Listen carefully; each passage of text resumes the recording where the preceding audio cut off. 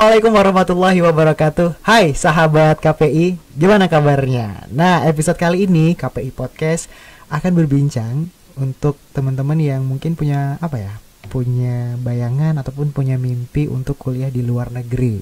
Kan biasanya kalau kita keluar negeri pikirnya kayaknya enak nih kesini, kayaknya enak nih kesini, kayaknya enak nih kesini, banyak enaknya ya. Tapi ternyata di balik itu semua pasti ada perjuangannya. Nah, di sini sudah hadir Pak Syifa. Assalamualaikum warahmatullahi wabarakatuh, Pak Syifa. Waalaikumsalam Mas Vino. Makasih udah diundang ke sini. Alhamdulillah.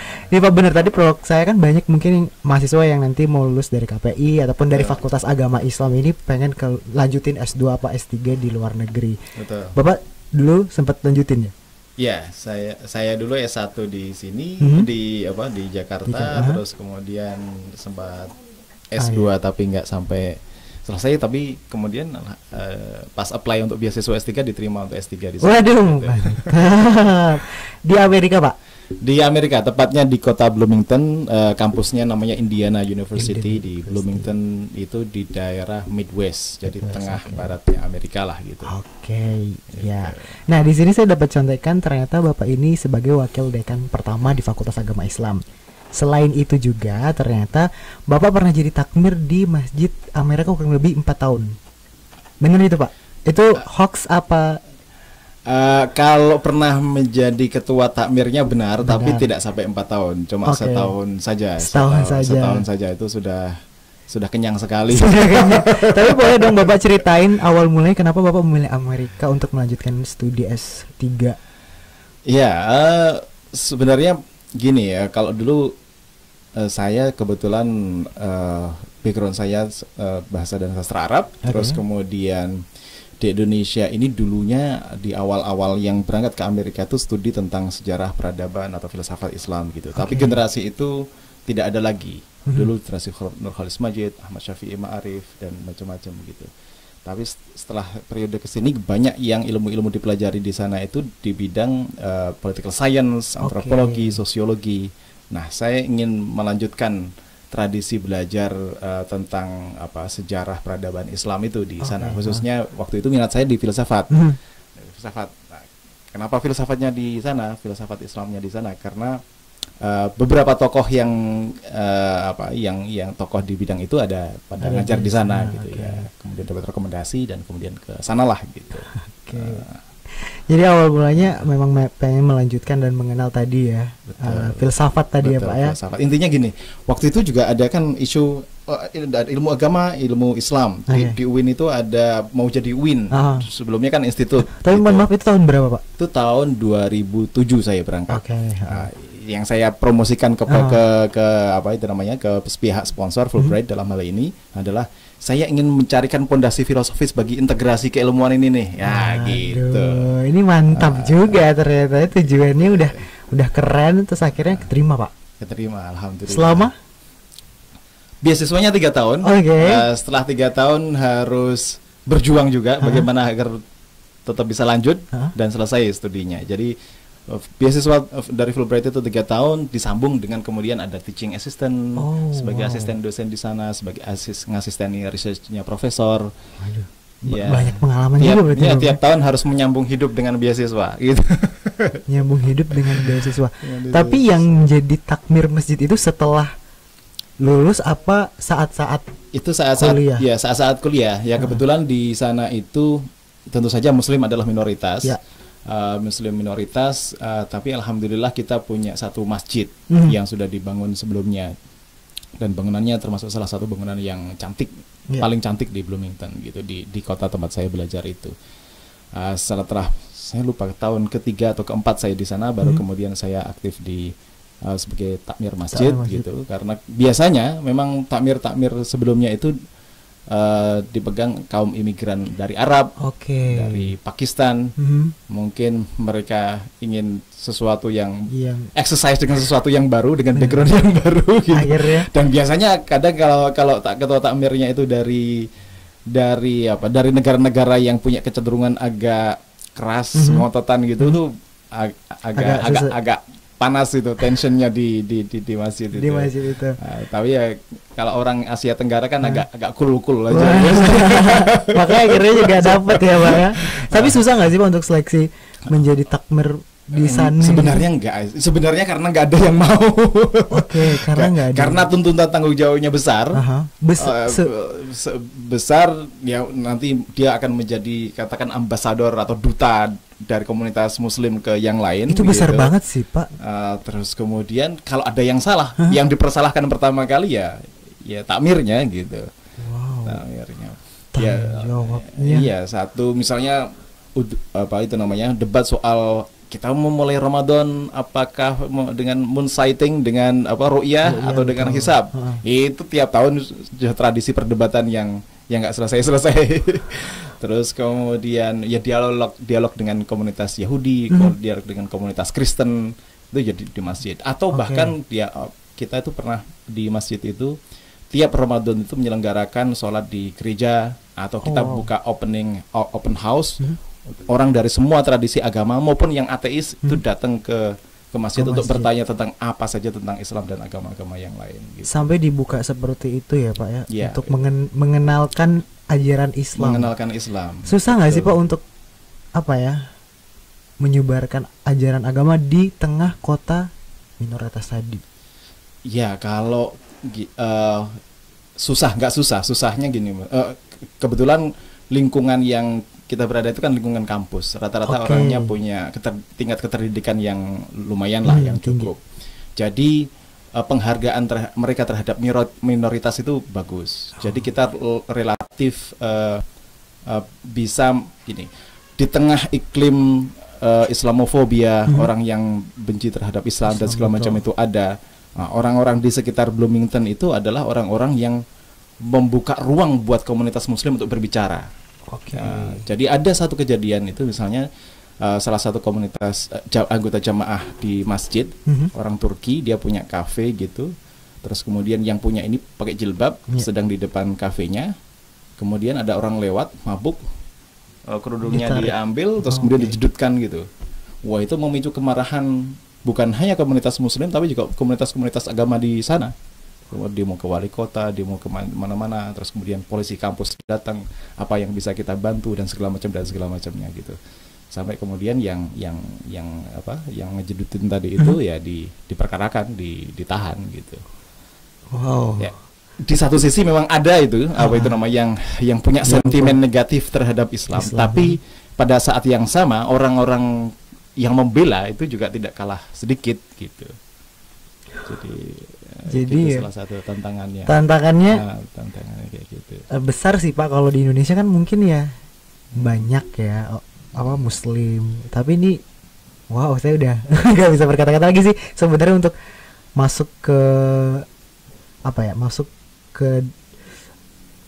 masyarakat yang minoritas muslim, kemudian apalagi Bapak di situ menjadi takmir di masjid. Alasan Bapak akhirnya pengen jadi takmir apa sih Pak? Gini, macam-macam ya.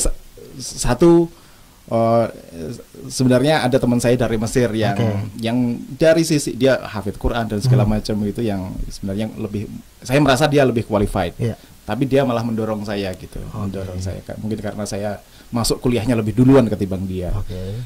Terus kemudian dia bikin yang mendaftarkan dia, Bapak tahu kalau itu Bapak didaftarin. Iya, kesininya setelah didaftarkan saya baru tahu gitu. Dan lawannya itu adalah yang juga dicalonkan sebagai ketua takmir itu ada orang Maroko yang dalam tanda kutip menjadi semacam common enemy buat jamaah di situ. Jadi daripada milih dia mending inilah gitu. Gitu. Jadi cuma 2 ya. Cuma 2. Dan itu pun saya nggak, pas pemilihannya saya nggak hadir di situ karena saya pas ada conference di Chicago, ada sebuah conference tentang Islam dan kajian Timur Tengah, saya presentasi di sana, dan setelah presentasi video conference saja dengan teman-teman takmir di Bloomington gitu. Pemilihan di sana gimana sih Pak tadi, dengan kalau kita kan pemilu dengan ya mencoblos atau apa, kalau di sana takmir juga dipilih dan diseleksi? Kurang lebih sama, cuma nulis nama. Nulis nama siapa penyeleksiannya ya. Pak, adakah ya harus minimal setahun sudah pernah tinggal di situ. Minimal setahun. Ya, setahun untuk bisa mengenali masjid, untuk mengenali komunitas di situ gitu. Ya, gitu. Wow, Pak, saya boleh juga ternyata ya. Tapi untuk ukuran Asia nih, yang apa ya, akhirnya pengen kesana, terus pengen nyoba deh kayaknya jadi takmir masjid daerah gitu. Tapi nggak sedikit orang maksudnya gini, di hampir di semua kota di Amerika itu pasti ada komunitas muslimnya dan hampir pasti ada masjidnya. Namanya bisa jadi masjid, bisa jadi Islamic Center, bisa jadi macam-macam. Kalau di tempat saya kan namanya juga masjidnya itu diberi namanya Islamic Center of Bloomington gitu. Islamic Center of Bloomington. Dan biasanya di sana itu juga masjid-masjid itu ada yang hire full time imam. Jadi yang disebut imam itu adalah orang yang memang bekerja ngurus masjid. Ngurus masjid itu ya dia jadi imam di situ, dia kalau ada konseling keagamaan dia juga available di situ dan segala macamnya. Dan itu digaji. Dan itu banyak yang dulu waktu saya jadi takmir itu yang apply dari Libya, dari Mesir, dari macam-macam untuk bisa jadi imam di situ gitu. Karena tingkat kebutuhan masyarakat di sana tinggi sekali terhadap pemuka agama, terhadap imam. Jadi istilah imam di sini agak sedikit berbeda. Kalau imam di sini kan imam sholat saja gitu. Nah, imam itu adalah satu posisi yang penting dan dihormati gitu. Itu agak berbeda dengan takmir. Kalau takmir itu secara manajemen saja, tapi takmir bisa meng-hire imam untuk itu tadi mengelola kegiatan keagamaan. Kalau kita perbedaan dari bilang di Indonesia imam ya cuma imam sholat, tapi di sana perbedaannya seperti itu jelas. Nah, kerjaan sebagai seorang takmir, mungkin ibaratnya kasarnya seperti itu Pak. Kerjaan sebagai seorang takmir dia sama nggak sih sama di Indonesia atau ada perbedaan? Kalau takmir kurang lebih sama, lebih ke sisi kebijakan manajerial, pengaturan apa itu namanya, ngurus PHBI, Hari Besar Islam, Id, terus kemudian ya kegiatan-kegiatan di dalam masjid, berhubungan dengan keamanan, berhubungan dengan pihak kampus, berhubungan dengan masyarakat luas gitu. Misalnya beberapa kali kita didatangi oleh FBI karena ada ancaman ke masjid. Ancaman itu telepon yang tiba-tiba mengumpat-umpat, nggak jelas siapa yang diumpat. Itu sempat ada berarti? Ada. Hampir setiap hari atau? Enggak, ya sesekali lah. Kemudian kita laporkan ke FBI, terus kemudian mereka datang memeriksa terus kemudian dicek teleponnya dan segala macamnya gitu. Atau kadang tanpa itu pun kadang juga setahun sekali mereka beraudiensi dengan komunitas muslim di situ. Tidak hanya FBI tapi juga di kampus itu ada polisi kampus tersendiri. Itu juga sering datang ke kampus. Ketika ada penembakan di North Carolina, ada 2 mahasiswa muslim yang ditembak. Itu polisi langsung datang ke masjid. Apa yang bisa kita bantu? Pokoknya kalau ada apapun yang terasa mencurigakan, kontak kami langsung, kira-kira begitu lah. Nah, kayak gitu itu juga urusan takmir yang mengumpulkan jamaahnya, beraudiensi dengan pihak-pihak yang lain, atau tadi itu berhubungan dengan kita mengadakan dialog antar agama, gitu-gitu. Takmir yang organize. Wow, itu ya. Kalau Bapak sendiri dari pengalaman Bapak selama di sana yang mungkin menyentuh bagi Bapak ataupun yang tidak bisa terlupakan selama jadi takmir di sana itu apa Pak? Banyak ya, mungkin banyak. Salah satunya gini, saya merasa bangga menjadi Muslim Indonesia. Kenapa Pak? Indonesia Kenapa? Saya merasa diapresiasinya gini. Kadang kalau orang Muslim dari tempat lain itu sulit untuk mendengarkan opini yang berbeda dari dia. Kalau punya opini keras harus jadi, yang lain apapun pendapatnya ditabrak begitu saja. Beberapa takmir yang terdahulu atau beberapa jamaah itu ngundang saya ke rumahnya gitu.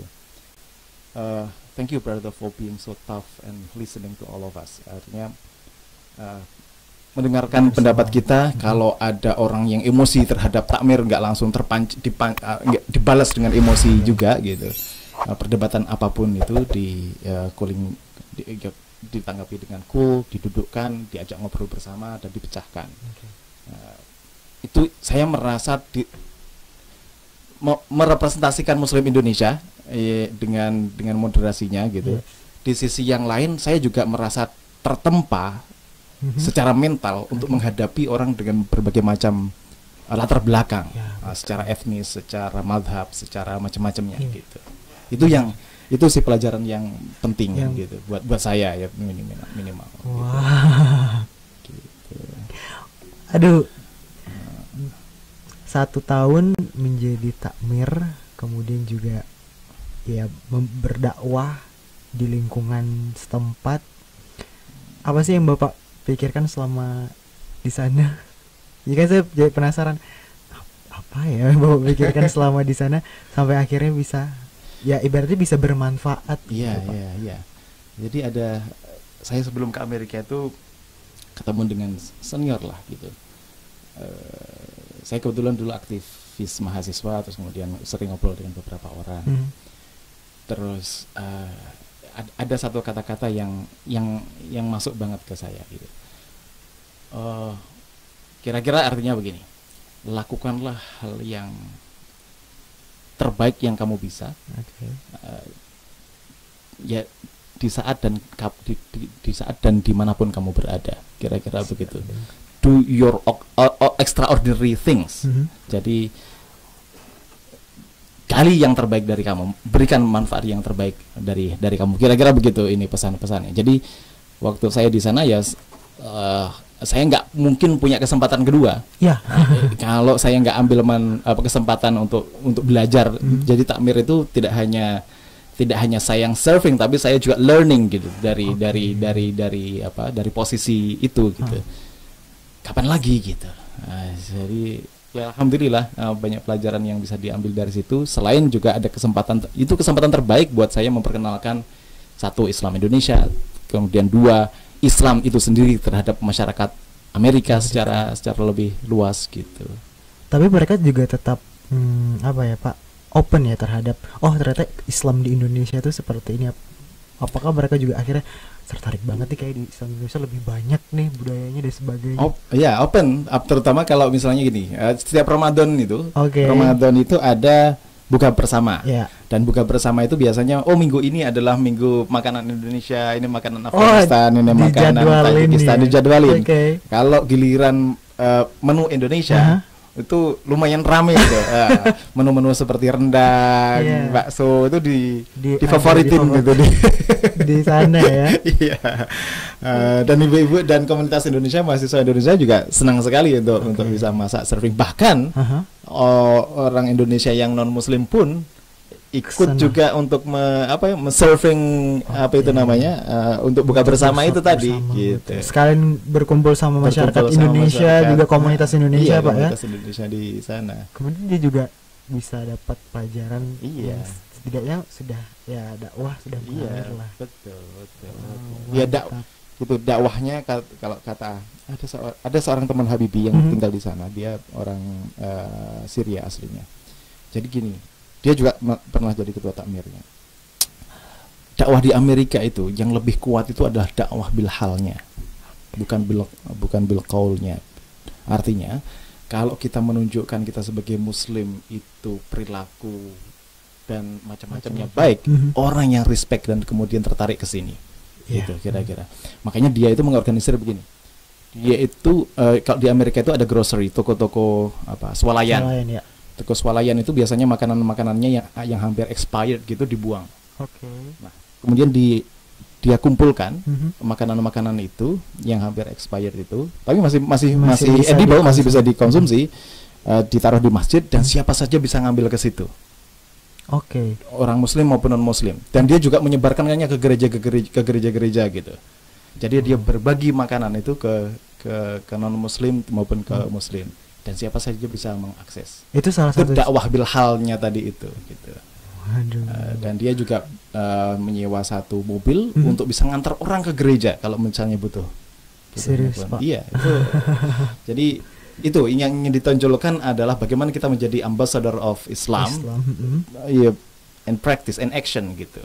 Bukan hanya kalau ceramah, banyak yang bisa ceramah kata dia. Iya, gitu. betul. Banyak yang bisa menyampaikan ya Pak ya. Gitu. Tapi secara action, apakah kita bisa melakukannya? Apakah kita bisa sanggup tadi Pak ya? Betul. Boleh dong Pak, pesan yang ingin disampaikan kepada mahasiswa nanti yang mau keluar studi di luar S2 apa Pak, S3? Iya. Jadi gini, kira-kira jangan takut terhadap hal yang baru. Hadapi setiap tantangan. Jadi kira-kira kalau teman-teman entah nanti dalam konteks studi, dalam konteks kunjungan atau apapun, berada di lingkungan yang mayoritas non-muslim, itu sesuatu pengalaman dan pelajaran baru yang sangat berharga gitu, yang sangat berharga. Just being there itu sudah learning. Jadi dimanapun Anda berada, kalian atau kita semuanya akan merasa menjadi duta Islam dan duta Indonesia, dan kita dalam tanda kutip terpaksa menampilkan kemampuan terbaik kita untuk menjadi duta Islam dan duta Indonesia itu tadi. Sedikit saja action kita tercoreng, yang rusak bukan hanya kita tapi juga negara dan bangsa, negara dan agama gitu. Dan agama. Jadi berada di tengah-tengah yang non muslim itu ternyata saya sangat berharga sekali ya kedudukan saya, kira-kira begitulah siapapun ya. kita. Jadi gitu ya, and do your best. Iya. Gitu. Jadi menganggap diri kita bahwa kita istimewa di situ, kita bisa hilangkan rasa ketakutan itu. Hilangkan rasa takut, rasa nggak pede, nggak apa. Yang penting and show the best of you. Gitu. Show the best of you guys. Yeah. Nah, terima kasih Pak Syifa di kesempatan kali ini. Ceritanya seru banget. Apa ya? Pengalaman menjadi takmir di negara yang terkenal, kemudian di minoritasnya ada Islam, dan kita banyak banget bisa kita pelajari dari segi cara kita berdakwah. Jadi kita nggak skill lagi Pak ya di sana. Yang di Indonesia biasa aja, akhirnya keluar, wow, singa. Keluarnya kadang wow, kita diterkam singa gitu. Nah, untuk teman-teman KPI, sahabat KPI yang mau dengerin, boleh di podcast ataupun di YouTube kami di official KPI UMY, dan jangan lupa like, comment, dan subscribe.